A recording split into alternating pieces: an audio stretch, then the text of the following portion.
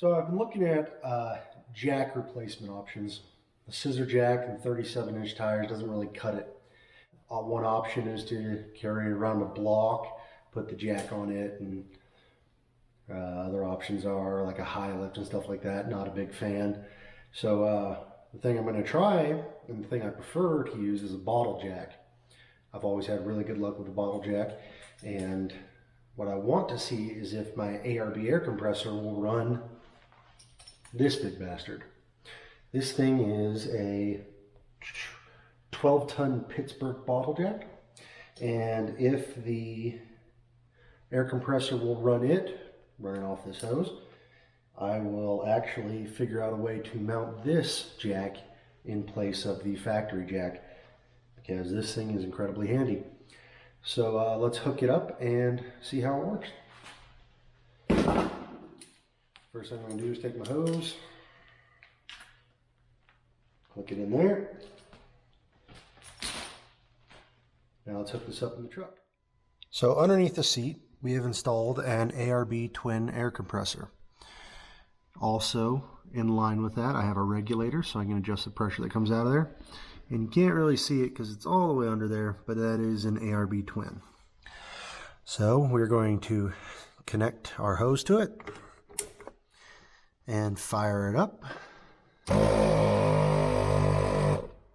Okay, it has pressurized the system.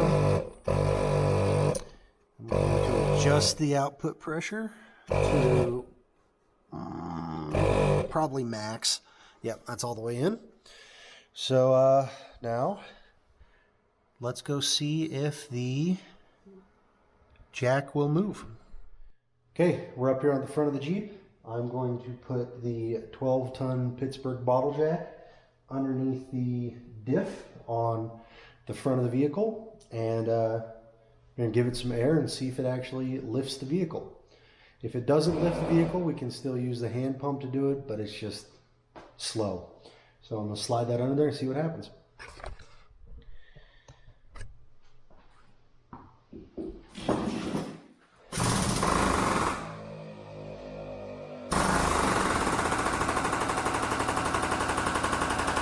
Not looking good.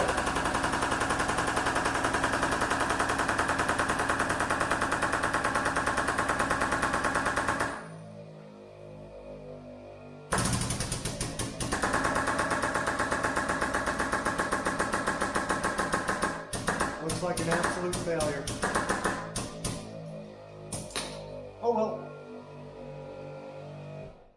Now we know that the ARB twin will not power a air-driven bottle jack. Back to the drawing board.